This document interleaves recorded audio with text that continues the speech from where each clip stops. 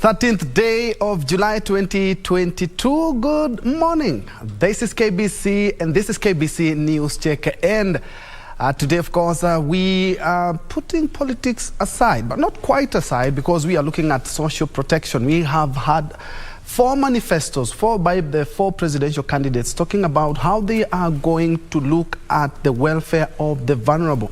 And just to put things into perspective, the Kenya National Bureau of Statistics categorized Turkana and West Pokot County as requiring 70% of people there requiring urgent help and intervention. Well, one of the manifesto is talking about 6,000 every month. There are others talking about also helping the single mothers. There are all these sorts of campaign pledges, because that's exactly what they are. They're just pledges. But what is the situation currently, and especially now that we have the high cost of living? We also have the general elections which are coming in the next 26 days.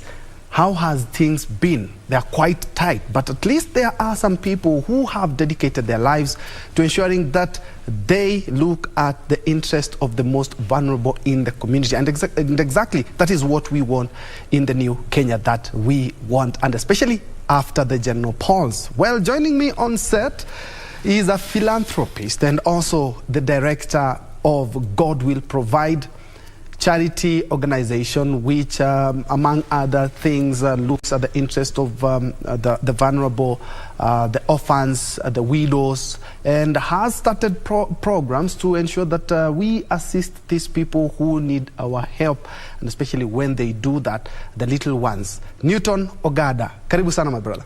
Thank you very much. How have things been? The last time we were with you, you were talking about heading to the US for a meeting with your partners to see how the situation is, because the situation is hard for Kenyans. It's also hard for you guys. Everything is the same as it is in Kenya. This economical problem is affecting the whole world. I was in America 2 weeks ago. I stayed there for like close to 2 months. But fuel is expensive as it is in Kenya. The food prices are the same way. The material cost, everything is just like here. So it is not just a normal lifestyle that people have been living in. Everything is actually double price. And that makes it too difficult for everybody in the whole world. And institutions like yourself, you have either to go to your pocket, yes, or even look for strategic partners like you have in the United States. And it's even harder for them as well, because you've said that the economic, of course, the economic downturn is hitting each and every country. Yes. How have you been managing? Because you're saying it's also hard for them. It is not actually easy. Because the kids have to eat. It is not easy, but now we have to adjust with whatever little we are getting. Okay. You know, you have to adjust with the economy. Like, for example, I'm taking care of the orphans. I have some widows. I have many people that actually depend on our organization and me as well. But when it was too difficult to me, it is difficult to even the supporters, the donors who are outside there. But what I like is that they keep on adjusting. You remember, it is just 1 year ago when we had COVID, and COVID made the whole world be have economical challenges. And after that, then we have the war in Ukraine and Russia, and that hike up the prices of everything for each and every human being. So what I thank God is that we are catching up with all the situation. Though it is difficult, I'm not getting 100% as have been getting. I'm not, actually, there are many things that now I have to redo, rethink, because they are not there as usual. Many of donors are dropping out because even them, they are paying their taxes, they are living, there are people who are living in their country. But we are now rolling out other programs that will bring money to our institution. Like I told you, we are coming up with a nice hospital, we are coming up with a school, and these are businesses. I don't put them as charity things, but they're businesses. If somebody gets sick, you get treated, you have to pay for your bills, or use the NHIF. When you bring your child to our school, you have to pay for it. And this actually, I see, is actually giving me a little bit of top up of what have been missing when now we are in this difficult time. Yes, and actually we were going to be looking at some of the projects that you are doing, because at the end of the day you have to initiate programs that you make people know how to fish as opposed to the fish alone. Yeah. Well, there are adjustments that Kenyans have had to do. Like now, a lot of Kenyans are not having 3 meals per day. Yeah. And you have to forego some things. Some people have to walk to work, and everybody has had to make some adjustments. Have you made any adjustments in your organization? Yes, I had some adjustment. Like when it comes to food, I was still providing 3 meals a day. I'm still providing most of things, but what I'm trying to adjust, I'm trying to work on how I can build up something to bring income, so that that gap will be filled. You know, like I told you, like before I did not have school or sport and all those things, they were not bringing money. But today, the school is bringing a little bit. So if my budget, for example, was maybe 1.5 million in 1 month to feed and to take care of the kids, now I'm getting another 500,000, which means I'm still at the same level. Yeah, I'm still at the same level. So if I'm losing 50% from the donors, but I can get 50% from here. So I've done a little bit adjustment, but not really. And we are in the political season. Yes. And we have seen politicians traverse different counties, wards, and even the presidential ones have been doing rounds around the country. And we have witnessed that politicians become a little bit philanthropic when they are seeking votes. Have you seen any politicians who have decided to at least partner with you to alleviate some of the suffering of these people? For sure, I will not wish to have any to support me now, because that is kind of bribing me. I've been there for the past 10 years. If you have not been with me when I need you, why will you now mind of coming now when you need votes? Let me tell you, brother, this country, we have a lot of money. This country has a lot of money. If you check on how much the politicians now are giving out, you know, and there are many, that money is enough to maintain this country. But the problem we have, we are saving a lot to give during election so that we can win the election, which is wrong, because the country belongs to everybody. The country belongs to your children. You know, we are not permanently here. We are here for short duration. At least if you stay in this country for 90 years, it's just God's grace. But we are here for short period. But I don't know why our leaders are looking on a way of making it to be so hard 4 years and to be easy for 1 year so that you can elect them back.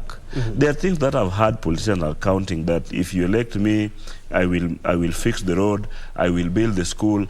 They should not say that, because that money is already in the budget of this country. When they are reading the budget of trillions, I think budgets of road are there.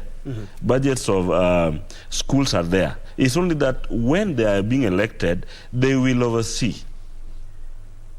They will supervise how this money works. It is not them who are making roads. It is your money, your tax, which is going to make for you. If you go to America, the politicians are not campaigning about the roads, because the roads are being taken care of by the tax, which you are paying. But here, we are campaigning that I will fix the roads, or I will do this, or I will build this. Why? You have the salary. You've not had any politician say that I will ensure that the money that is meant or earmarked for this and this project to protect the vulnerable, they don't talk about that. Let me tell you one thing. If you want to retain in power, you make your people be poor, so that whenever you go, you are the breadwinner to everybody, and they will just elect you. But I think we need to jump out of that. We need to think on how can we make Kenya to be affordable country for each and every person, for unborn, for the new one, for those who will come. Because we are killing it now. What about our grandchildren? How will they survive? If when I was 3, 4, 10, 5 years old, I heard that they were saying I will fix the road. When I'm now over 40, they are still saying I'll fix the road. What is going on with these roads? So I think when it comes to socio and charity work, we should think of developing our own economy. I've been traveling a lot. In this country, I think we have the potential to make this country be better than how it is now. Today I was driving and I saw many big buildings. I was asking myself, this building is now owned by one person. It cost millions and millions of money. What about if this guy could actually think of not building this building here and take this money and take our children to school? How many people will actually be educated with the money I'm seeing as a building? What this person is earning from the building is more than enough to himself. Do you take the cash? Because every month you're getting. Where are you taking them?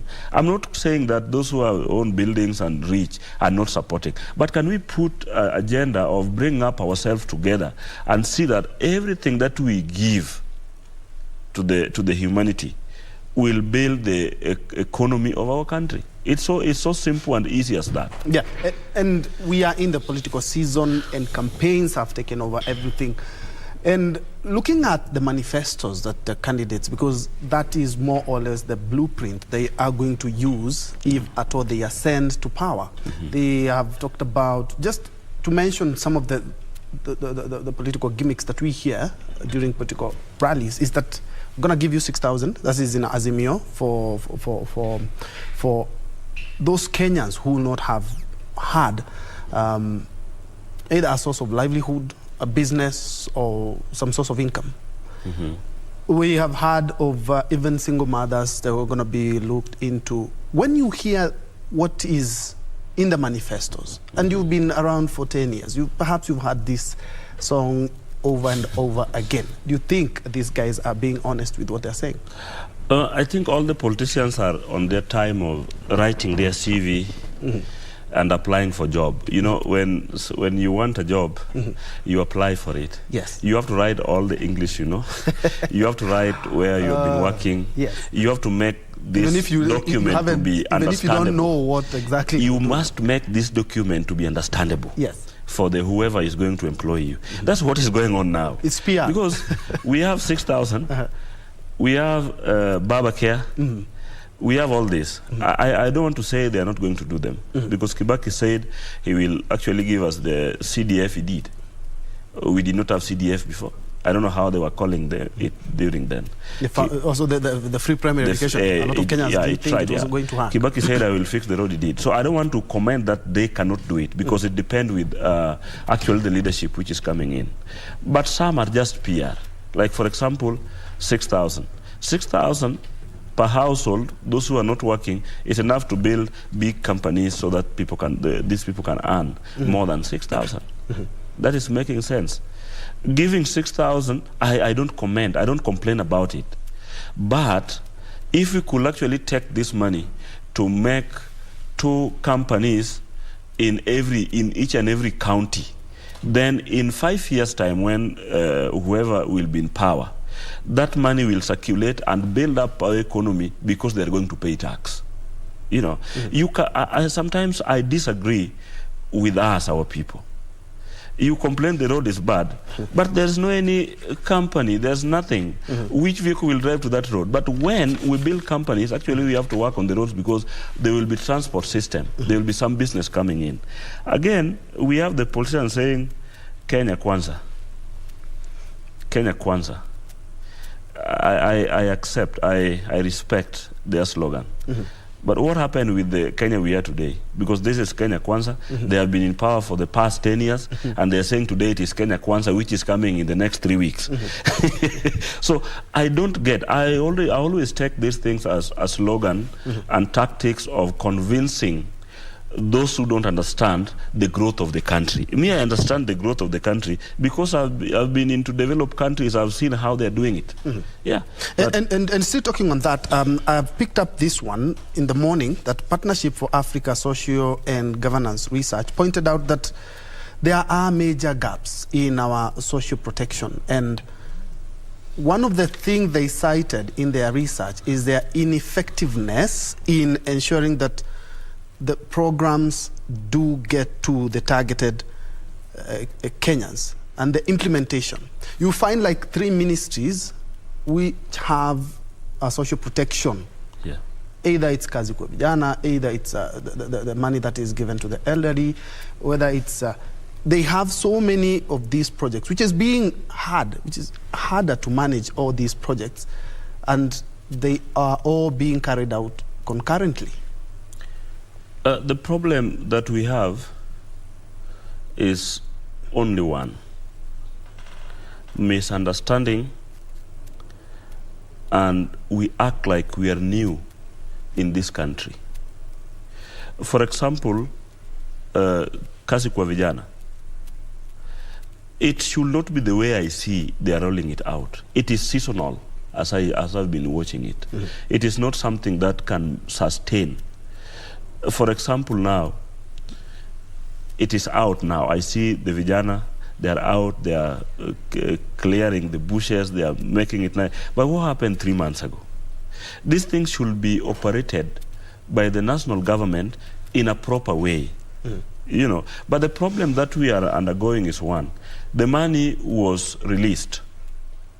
It is there. It was released. But the person who is in charge of this money needs some shares. So it will not reach to the ground the way it was being rolled to go out down there. Mm-hmm. It's just like 50% remain in the office and 50% goes down there, and when it goes down there, we still have some other people again down there who call themselves their bosses. So you'll find a youth who is supposed to earn 1,000 shillings per day is earning 300 shillings per day, which cannot buy unga and sugar. So you'll find that this boy is going to work in the morning and coming back with 300 shillings, which cannot support their family. So whenever I see all these things are happening, I don't understand. And that's a good way you've put it, but we're going to get back to the 70% of all the residents in a county requiring urgent intervention. But just in case you joined us, this is News Check, and we are looking at the interest, the marginalized and the vulnerable in the wake of challenges, the economic downturn in the world, and also we have the COVID-19 pandemic. And in a Kenyan situation, we have the general election, which polarizes the economy of the country each and every election cycle. But at the end of the day, we still have to protect the marginalized and also the vulnerable in the society. And that is why I'm joined here by a philanthropist and also the director of God Will Provide, a charity organization looking at the interest of orphans, widows, and the likes. And before we crossed over to the CAS for health there, we were talking about, at the end of the day, you also have to have projects that will bring in some income, as opposed to each and every time looking for your donor partners. Yeah. Tell us something about that. Yeah, you know, the fishing part. My organization is not there for 1 year or 2 years or 10. It's there for life. So I can not only depend on donor funding and raising funds. The way you see the world is running, today this pandemic, tomorrow another one, tomorrow. So these challenges, they keep on coming. Mm-hmm. And I think I foresee this thing before they happen. That's why we are setting up an hospital, and it's really working there. It's called Berils. Mm-hmm. And that's why we have the school, both primary and secondary. Mm-hmm. You know, sometimes the way I'm running my organization, I took it that the donors holds my hands. They hold my hands to start. Mm-hmm. Then after that I can walk. You know, there's a time that you carry the child. There's a time that you watch your child. There's a time that your child starts walking. Then there's a time that your child will be running. Mm-hmm. And there's a time you will never care about your child again. Mm-hmm. So I was in the days of standing up, and I'm still there. I'm not out of there. I'm still there. But I'm looking away to make sure in maybe 5 years' time, I will stand on my feet, mm-hmm. that I can sustain my organization without depending on donor fund. You know, many of organizations has been closed because they only depend on donor funding. And when there's pandemic like what happened in the whole world, then some people will shut down their doors because they cannot survive themselves better. So they have to take care of their families too. But to me, we are really working so hard to make sure that we have something. I don't want to eat fish all the time. I want to know how to get my fish alone. Yeah. And still on the donors, indeed, there are some organizations which have been forced to shut down. Yeah.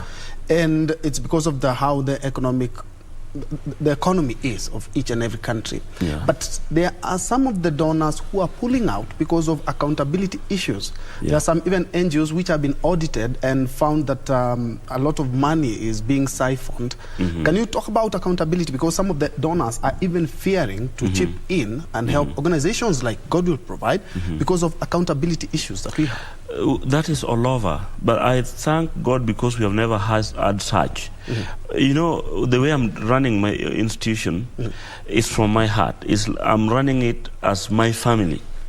I cannot rob the food that I brought to my children. I'm working so hard to make something on the table. I cannot take this again and put it somewhere else. But we have issues. You know, issue number one, if you feel you are not comfortable in whenever you are, you see, already God has has actually given you an opportunity to have something in your table every day. Why do you think again of getting the other one and putting it this side? You know, but most of the organizations, there's a way of them to get rich. There's a way of them to get rich, and people are. I think there's something in the mind of most of CEOs. If you're doing your business, just a simple question: will you ever take anything from your business and put it the other side? You cannot do that.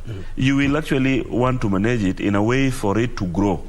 My way of running my institution is that in the next 20 years, I want to see all my children from the orphanage are graduates and they're working. So when I'm getting old, they will take over and start supporting the children because they are from the same organization. You know, but most of the people are funny. You have been given money to build maybe a school. You take that money, you build one classroom, then you build your 2-story house in one of the cities within your region. What are you trying to do? Your food is already here. God knows why he actually given you the opportunity and still, to manage. And still, Ogada, on accountability, I remember you've talked about how the government, and indeed there are some programs to cushion some of the vulnerable, including our youth, Kazim, Tani, and stuff. Yeah. And talking about accountability, we have seen that, and it's in the public domain, that some of the money that is geared towards ensuring that the vulnerable are protected does not end up in their pockets, and especially the wazees. Yeah. We have seen that, and an audit has been done that a lot of money is not really getting into the pockets of these Kenyans who solely depend on this money. Yeah. You know, the problem in this country, sometimes I've been watching TV here and see how Honorable Jacoa is talking about corruption. I'm a Christian, I don't want to get to that level. But at times, we need a tough president to deal with these corruption issues. For example, we talked about the CEOs who are not doing well in their financial report. They're not giving, their accounts are not matching with what they are doing. The person who will be sent to supervise the documents is corrupt. The person who will be sent to one of the people, maybe the CEOs who have been corrupt in their organization, the auditor is another corrupt person. He's coming and you call him and you say, okay, I know I did wrong this, but I can take you for lunch. The same to the government institutions, the money for the old. And you believe perhaps because these are government projects where it will, for lack of a better word, trickle down from the national government to my 80-year-old granny, right? Yeah.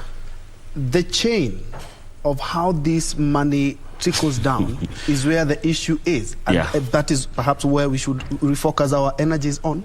The problem is not even we can have 20 people, 30 people in the same line, but it can be straight. The problem is the top. The problem is in the top. Why don't you take somebody to jail for 20 years, a prominent person? Then the younger one, the little people, the little fish will actually understand it. You know, take somebody to jail. We have corruption cases in court pending every day. I think they are the most cases we have in this country. But how many people have been jailed? Nobody. So it's a trend of let me get there, steal a little bit, take my lawyer, and then from there I can actually take from wherever, and then things will just be okay. Remember, we are in election. The IEBC said recently that we will never give chance to those who have cases in court. Who is not being given chance now? Maybe 2%. 98% are on the ballot. Be it educational background, be it corruption. Everybody's having cases. Even, I don't want to mention anybody's name, but even in my county there are some people who have cases in court. But I see them, they are vying. They are clean as cotton. If we don't fight against corruption, the donor fund will be not coming to our country, because even them, they're working so hard. I've been everywhere. I see the way these whites are working so hard to give us aid. There's no any tree in America or in Europe that you just get money. These people have to work day, night, and then they have good heart to give the Africans, and then one person is taking it all. And the person who is actually supposed to be supervising him is corrupt. A time is coming that we will be sink. We have not sunk. We have not sunk. We are going to sink. If we don't mind about this corruption case, we are going to. Kenya will be normal. We will be like any other corrupt countries. And also looking at some of the projects that the government has. Like now, the Kazi Mtaani. For the young people. Sometimes it's on, sometimes it's off. These cash transfer programs are not quite enshrined in law, because sometimes they're there, sometimes they're not there.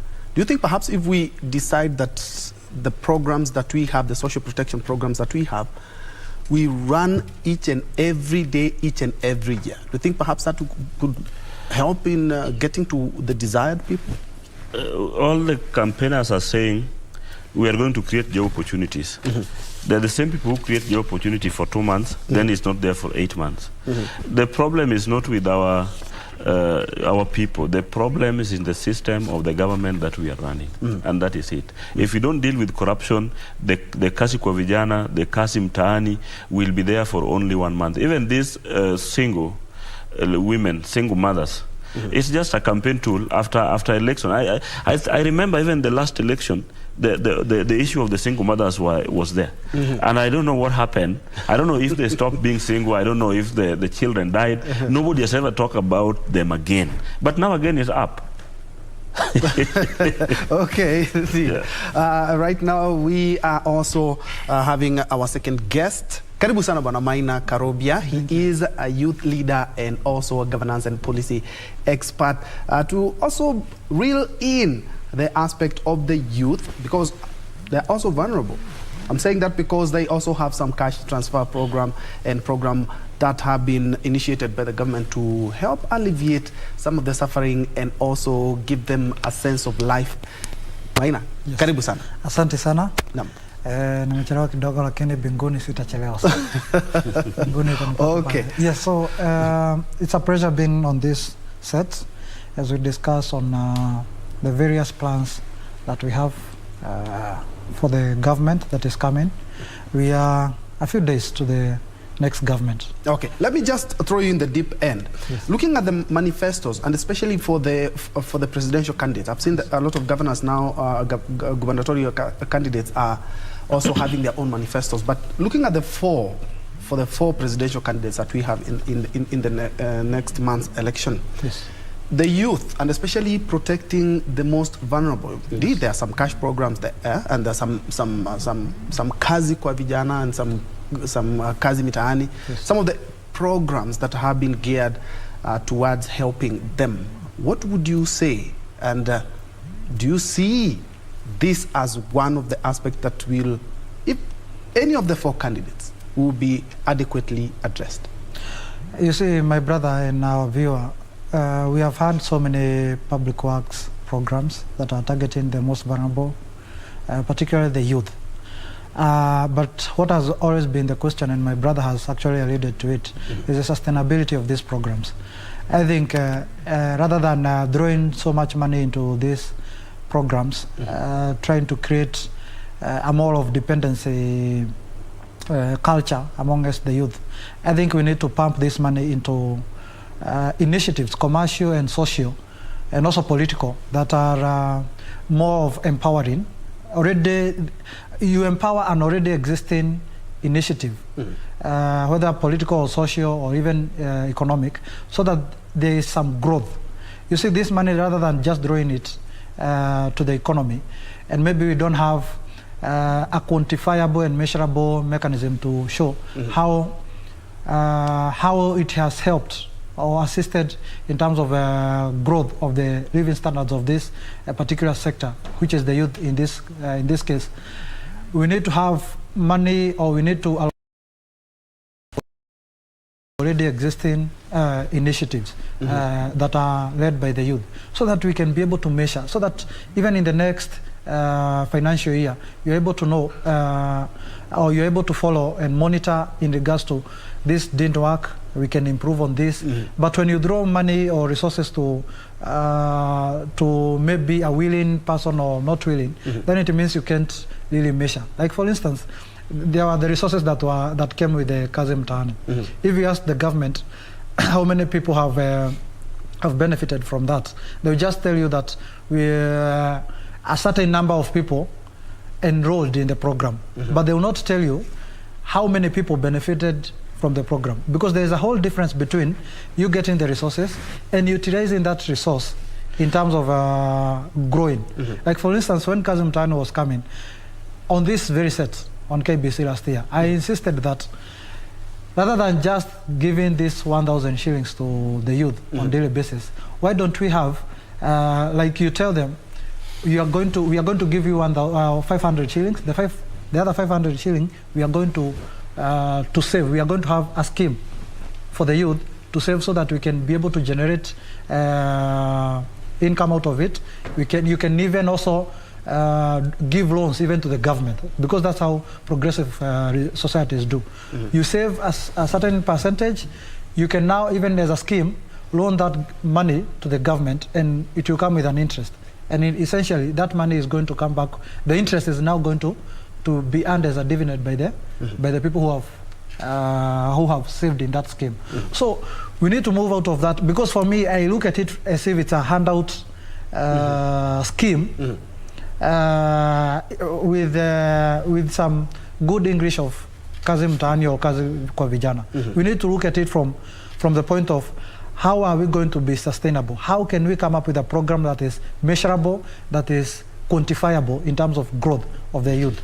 Indeed, and Ogada, this is something that has also been raised earlier on, that as opposed to just giving, let me just use Maina's word, the handout, there will be a scheme.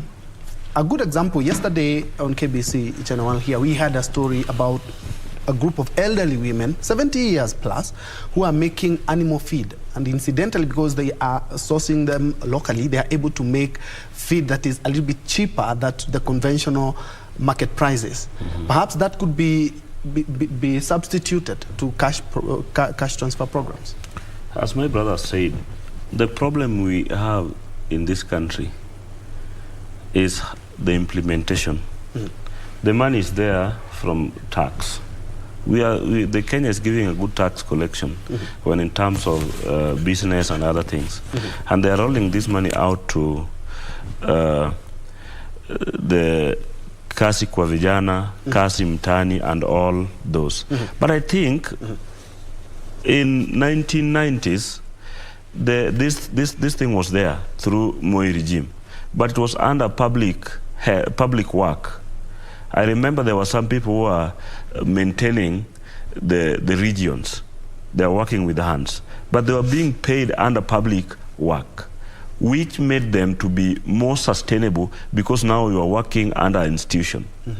What I'm thinking about this, or how I'm seeing it personally as Newton, we need to think on implementing many companies so that we can manufacture many things. By the time we are still importing everything, there will be no sustainability and stability in our country. For example, if you go to China, they are making everything. Even if you ask, where did you buy the pen? You will see it being provided from where? From China. If you buy even a toy, the toy that the children are playing with at home, they are all made in China. We have the plastic waste. Why can't we actually do something that we can sell for ourselves? Or we can sell to the neighboring countries, so we can, you know, by the time you export, you are making money. By the time you are importing, you are losing money. When we use this to form a small, small industry, like if you go to Karobia here, the light industry, they are making several things, but the government have never even think of uplifting those small companies to be big companies in a way that we can now bring money into our own people. But the way of kazi kwa vijana, the way I see it, is not a bad idea. But it's a way of taking this money from where it is and put some in my pocket and release few to those people. The elderly people are not getting their money 100%. Sometimes it comes, sometimes it's not there for 3-4 months. What do you think they are eating? If we have not stabilized the elderly money, how are you going to stabilize 6,000 per month? If we have not stabilized kazi kwa vijana, kazi mtaani, all those things, they are not there every day. They are seasonal, like seasonal rivers, which bring water in a certain month. How are we going to sustain 6,000 every month? The other side, we are saying New Kenya. How do we call it? Kenya Kwanza. We have Kenya Kwanza, Kenya Kwanza, Azimio Roots, Azimio, and the Kenya Kwanza is telling us all about the kazi ni kazi. Can you be specific on what your child will do before you say kazi ni kazi? So my point to it, I'm not in any side of political arrangement. But what I'm trying to do, can we come up with one idea of that we want to build our country with building more companies so that we can employ these youths? When you being employed, I don't know if this kazi kwa vijana, they have this retirement benefit. It's not there. But when you build a company, this person will pay the NSSF. And now he's having something in mind that when I retire, there's a security money that I'm going to earn. That is more sustainable. But if I give you 1,000 today, tomorrow, then after 1 month it's not there, like my brother has said here. Then what about when I'm sick in bed? Who will take care of my bills? Indeed. So before we jump into new institutions that we are campaigning of, can we maintain what we have and modify the structure so that we can have something sustainable? And still on the same, Maina, looking at what we've been talking about, and of course the four presidential candidates have talked about an agenda for the youth. There's 50 billion, there's a promise of 50 billion, there's a promise of 6,000 per month, there's a promise of having single mothers at least also being taken care of by the government. But these are just that, they're just promises. Looking at kazi kwa vijana, leave alone the kazi mtaani, kazi kwa vijana, it's around 20 years old now. If it was a fund that would be empowering groups to come up with some income generating activities, it would be better vis-a-vis what we have right now. Sometimes there's kazi mtaani, sometimes the youth do not have anything to do. You see, my brother, we have the best policies in our country. Globally acclaimed laws, globally acclaimed policies. But the challenge we have been having in our country is political goodwill. If you look at the kazi kwa vijana, as you said, it was a good program, but the office that was mandated to deal with the kazi kwa vijana misused that program. I remember the former Prime Minister, that is Raila Odinga, was to a great extent mentioned to the misappropriation of funds in that particular program. So I think going forward, we need to have patriotic leadership in our country.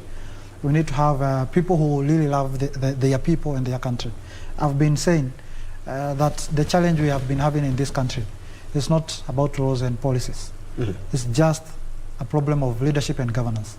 And it's a pillar that we have handled in Kenya Kwanza under our plan, so that we sort out the leadership and governance pillar, and everything is going to fall into place. Today, I've already said that we have globally acclaimed constitution. We have globally acclaimed policies. But, as my brother has alluded here, the issue comes with execution of these policies and laws. The issue of execution comes with leadership styles, and the culture of character that the leader has. Because if you have a leader who doesn't love their people and the country, and even the future of that country and its people, then it means that person will be serving his or her own interest and interest only. So we need a patriotic leadership and somebody who understands the challenges that we have been having in this nation. We don't have to be talking about these programs in the next generation.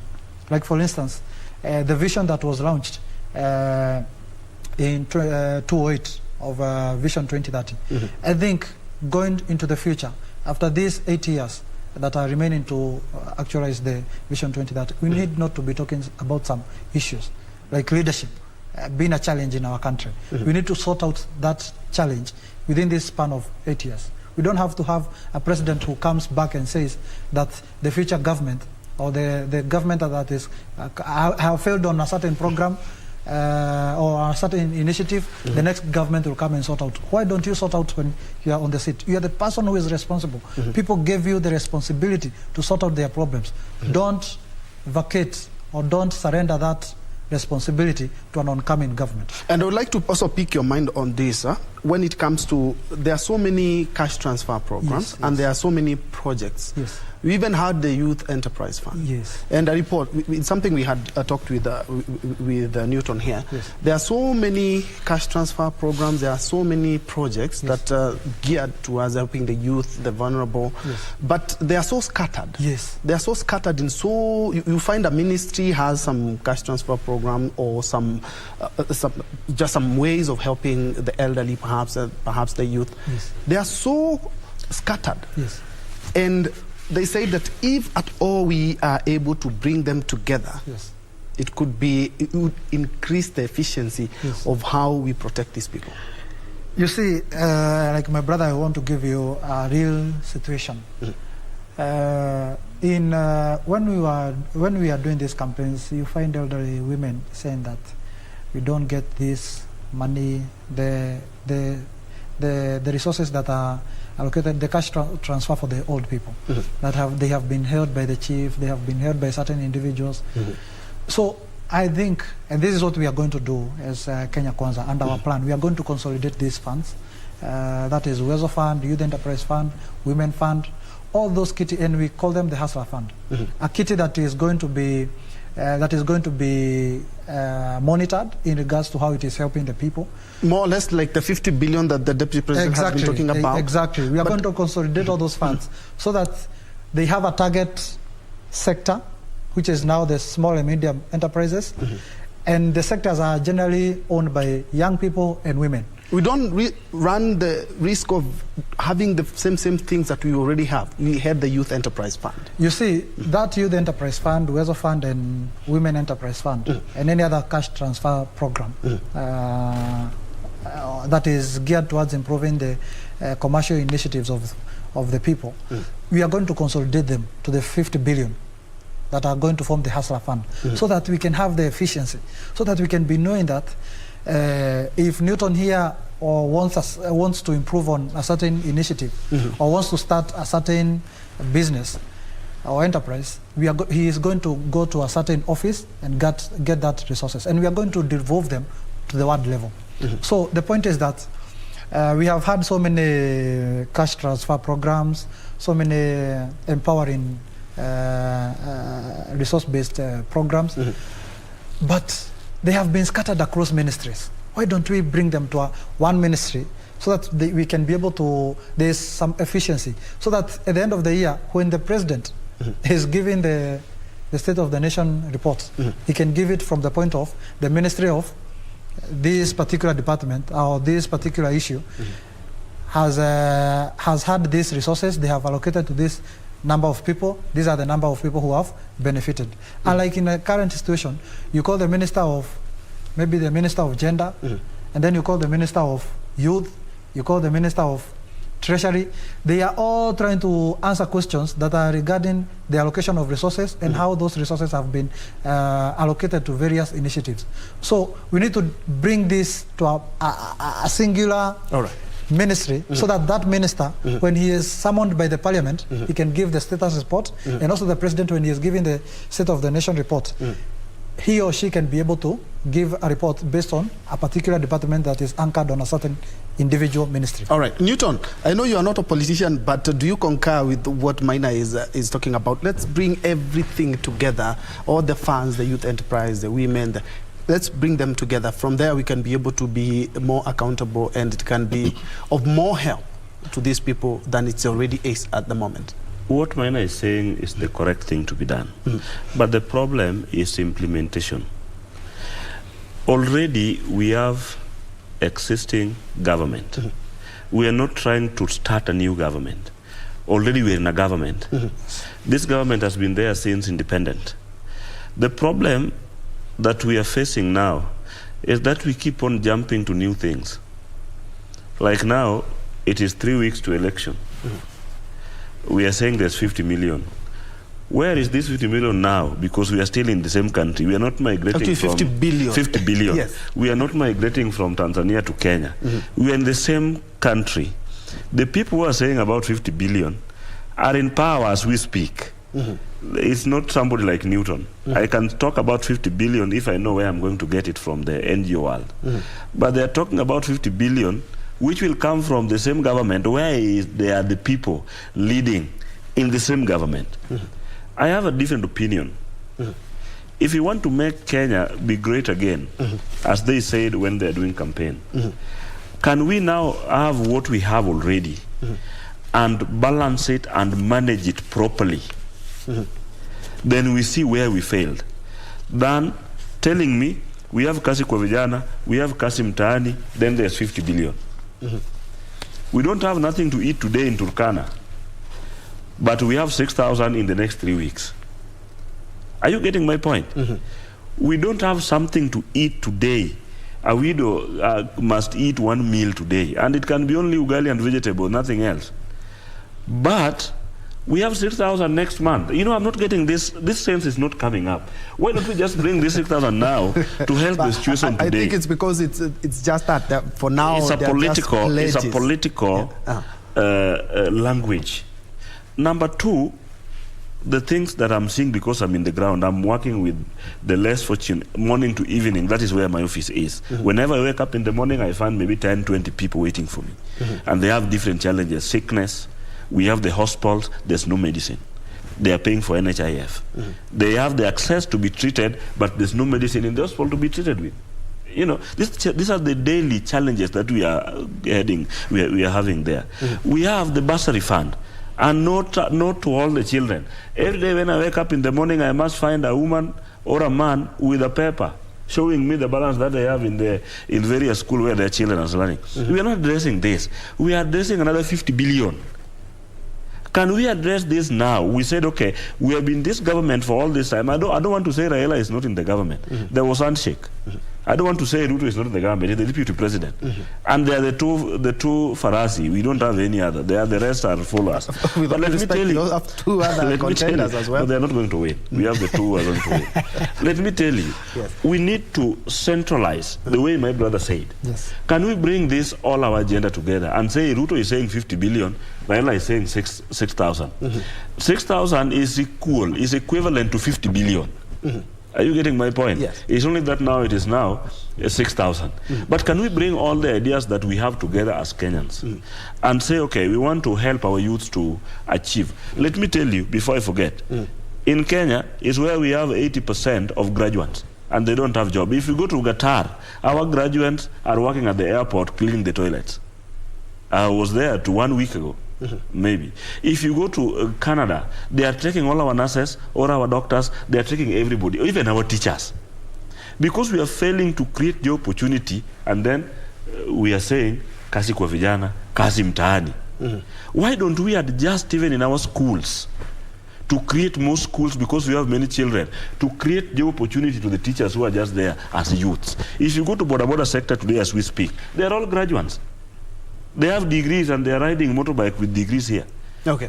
And because of the interest of time, let's look at partnerships. That, you know, a lot of, Newton will tell you for free, is that a lot of international organizations kind of do not warm up to the Kenyan idea, because they know there's an issue of accountability as in terms of partnering. Because if we put all this load and pressure on the government, they will not, even if it's a Kenya Kwanza government, or the Azimio, or Wajakoya's, or Agano's government, they will not be able to deliver, and they will not protect these people who we want to protect. You see, my brother, the essence of the Hustler Fund, I want to take you back there. You're back at the Hustler Fund again? Yes, the essence of the Hustler Fund. I'm hoping it's going to bring out it is coming back to the question of PPP, the public. Yes, we can do some PPP. Yes.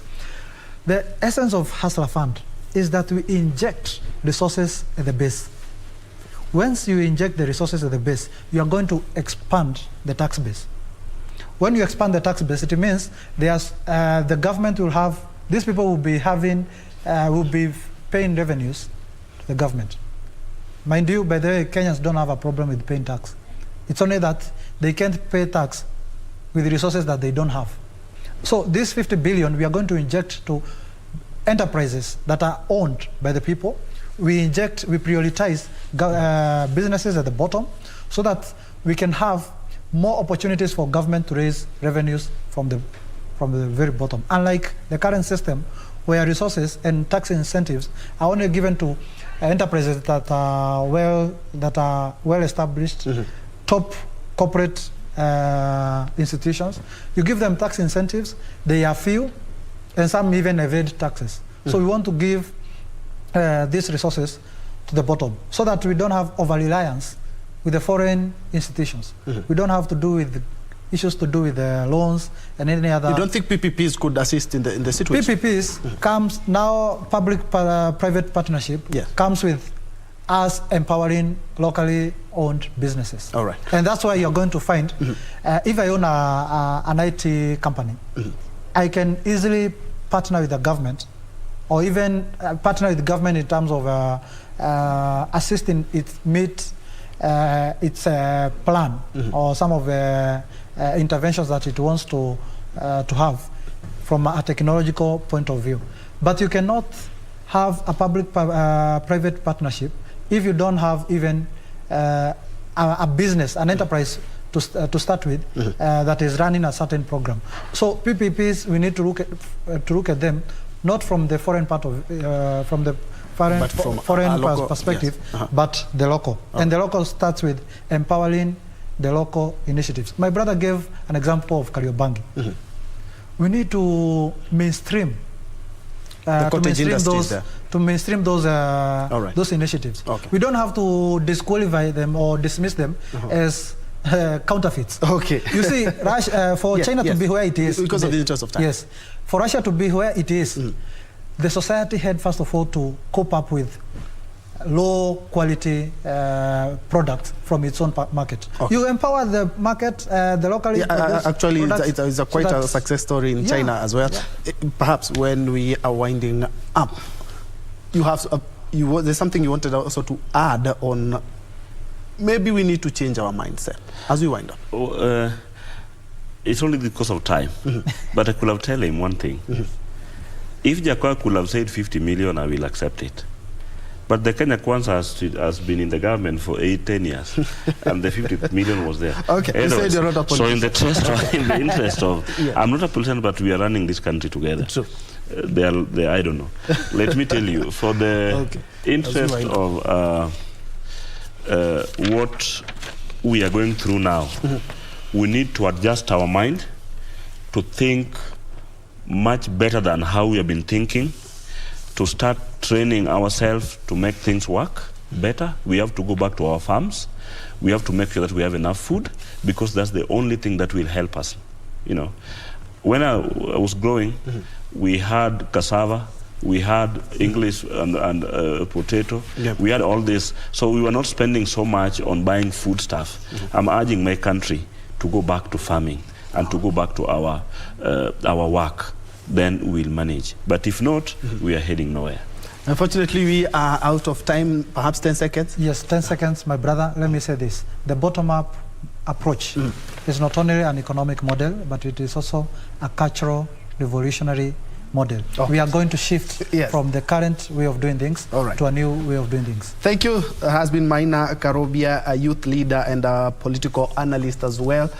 He's also in the Kenya Kwanza Brigade. And we also have Newt Ogada, who is not only a philanthropist, he's the director of a non-governmental organization called God Will Provide, which focuses on ensuring that the most vulnerable in the society, the orphans and the widows as well, are taken care of. Thank you so much for watching that first hour. In the second hour, we are looking at the condition autism.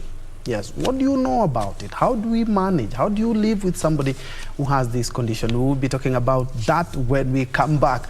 But in the next 2 or 3 minutes, check out the winner of America Got Talent in the year 2020 during the COVID pandemic was a kid who had autism and also blind. His name is Cordelie. You can check that out before we have that live conversation. Thank you so much.